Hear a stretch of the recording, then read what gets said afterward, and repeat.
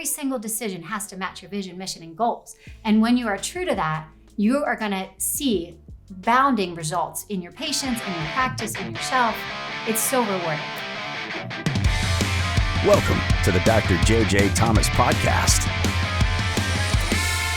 I'm Dr. JJ Thomas. Today we're going to talk about the single most important question you can ask yourself when you're struggling to make a business decision, or really any decision for that matter. Let's put this in the realm of cash-based practice though, since that's what we are. Most PTs want to open a cash-based practice. We did a little study, we did a poll with our viewers on social media. And what we found was that 93% of the people that we asked, 93% of the physical therapists that we asked, said they would prefer to be in a cash-based practice. There's definitely not 93% of the people or the PTs out there in cash-based practice. So what's the limitation? Why aren't people jumping to do this? I would say it's because of decision paralysis. Yes, I made that up. I've never heard it before, but I was thinking about it and I'm like, why don't people do this?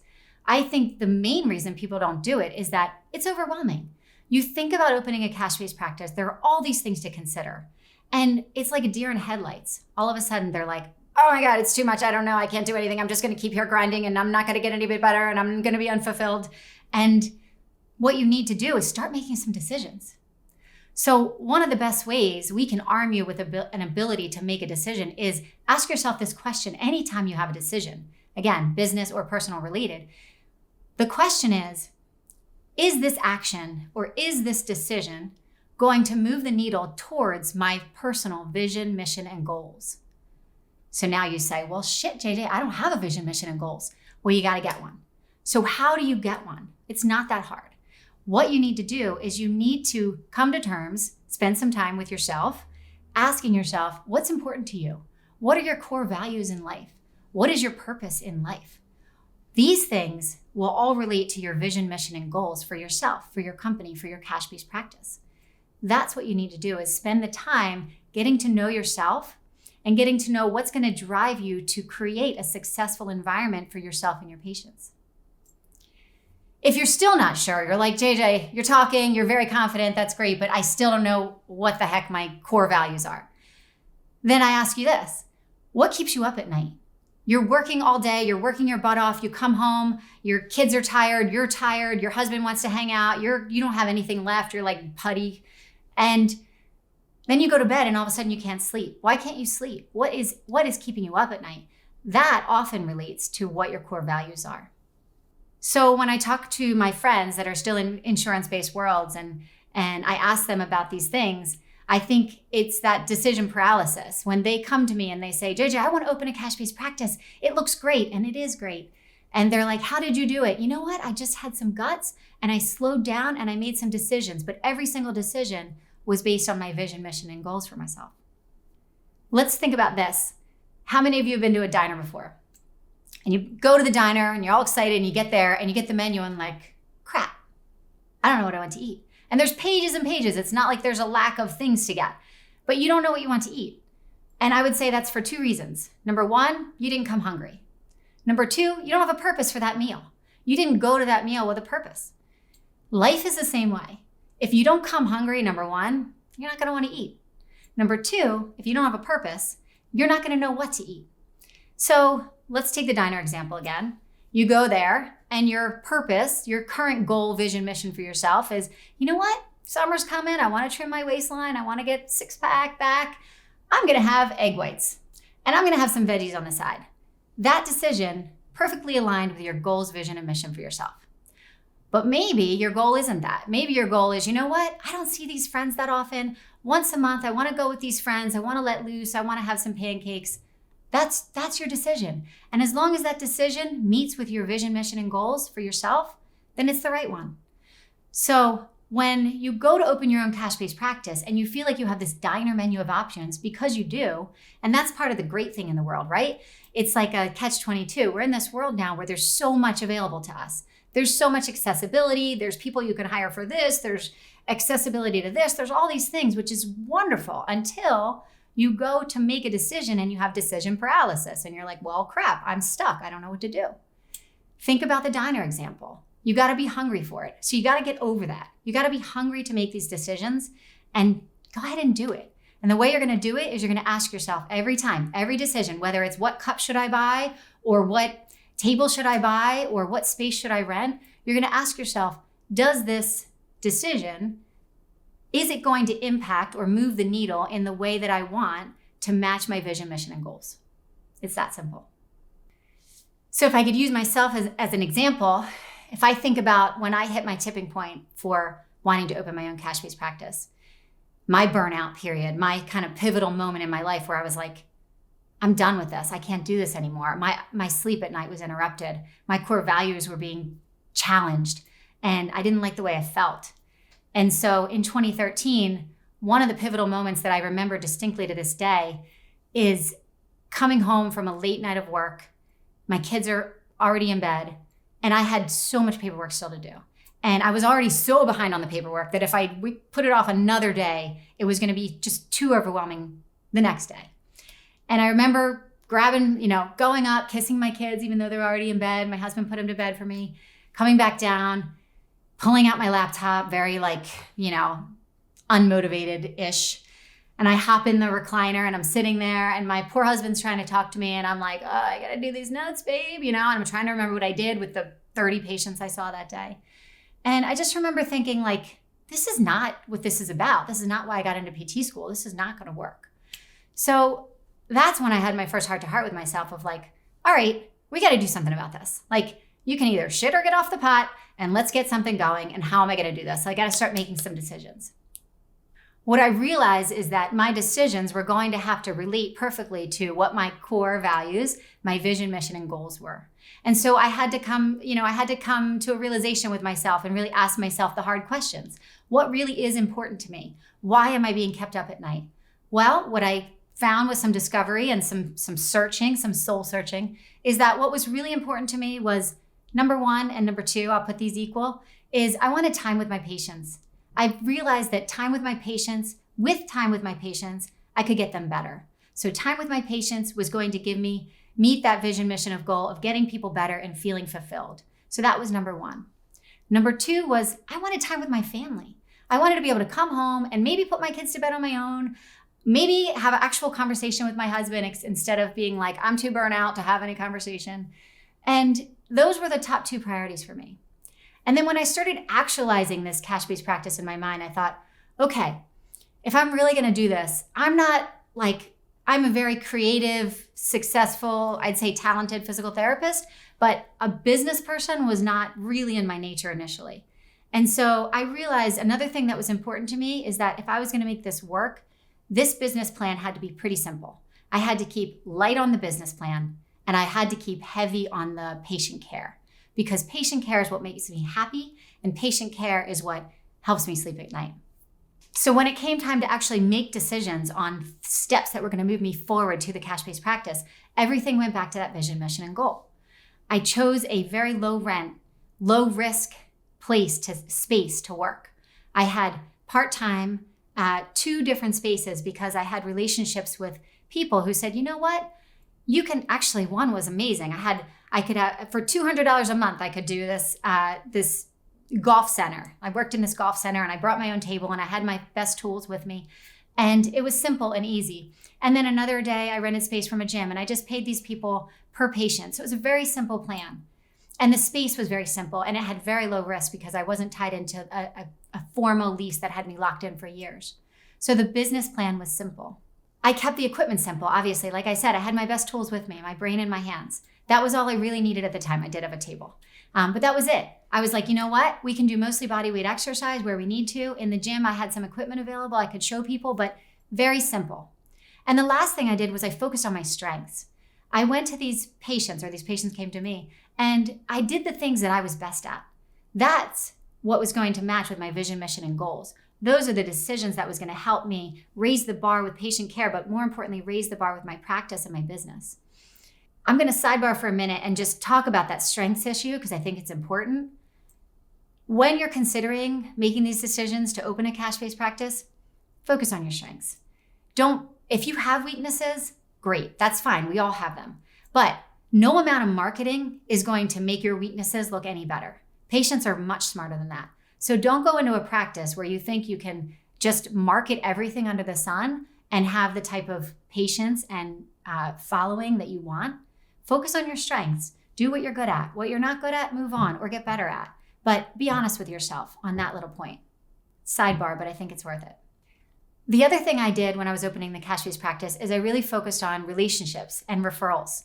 I want to say referral relationships, but also relationships with my patients. The relationships are one of the biggest pieces that is a game changer for working with patients in a cash-based practice. I'm going to tell a little story about when I was probably 5 to 7 years into my cash-based practice. I had some good income coming in. I was cruising and I was like, what am I going to do with this income? What should I do? And I was like, well, I'm so busy now. I'm having a hard time connecting with some of my referral sources. Like when I wasn't so busy, when I didn't have a wait list all the time and my book wasn't slammed all the time, I would, when I had downtime, I would like grab cookies and go to my favorite doc down the road and just check in. Hey, how you doing? Good to see you, whatever. I ran out of time for that, which is a good thing, right? But I thought maybe I'll hire a guy that can help me keep these relationships going. He can just show up with some cookies. JJ wanted me to drop these by, be a representative for me. Great. This guy, I know him, he's a great guy. But what happened is his vision, mission, and goals didn't align with my vision, mission, and goals. His way of attracting referrals was very different. He didn't have the same value that I did in terms of our relationship had to be collaborative and I had to respect every doctor that I worked with. He didn't get that. I remember sitting in a meeting with him and he was like, all right, I got these 5 docs. I want you to text them. And I'm like, who are they? I don't even know them. And he was like, well, this one does shoulder, elbow. And I'm like, but I have my shoulder, elbow guy. And he's like, yeah, but it's good to have 2. Well, I don't need 2. I love my shoulder, elbow guy. And he was looking at me like, what is wrong with you? But the point was, I'm happy to meet these people. But if I meet these people and they don't align with my values, my vision, mission, and goals for my patients, I don't want them. I don't want them at all. Every single decision has to match your vision, mission, and goals. And when you are true to that, you are going to see bounding results in your patients, in your practice, in yourself. It's so rewarding. So I would encourage you to stay true on that. When people first start to open their cash-based practices, I think it's very easy to fall into the pattern of, I'm going to call it lack of confidence, where they feel like, and it might even be desperation, where they feel like, kind of like that marketer was saying to me, like, well, why wouldn't you want more? Well, it's fine to have more, but I have to first test them out and make sure that they're going to be in line with my vision, mission, and goals. So that's the story time on that. As far as relationships with patients go, it's the same thing. I will say that I've actually parted ways with 4 patients, 2 of which were because they didn't align with my vision, mission, and goals. They didn't really respect the work that I was doing. And again, no hard feelings to them, but even the patients you treat need to understand what your vision, mission, and goals are for them. And if they're not in alignment with that, there's someone out there that's right for them. And you need to let them go, because everything you do, every decision you make, every patient you're with, every person you hire, every table you buy, every piece of equipment you buy should fall under that vision, mission, and goal. So for another example, my first 2 years, I rented the spaces, the gym and the golf place. And then after 2 years, my book was booming. And it was becoming very inefficient for me to trek my table around from place to place. And so I realized that if I really want to be true to my vision, mission, and goals, which is to help as many people as possible, then I'm going to have to buckle down and get a space. So again, what did I do? I went back to my question to myself, what type of space do I want to move the needle towards my vision, mission, and goals? And so the space that I chose at the time was, a decent sized space, but it was affordable.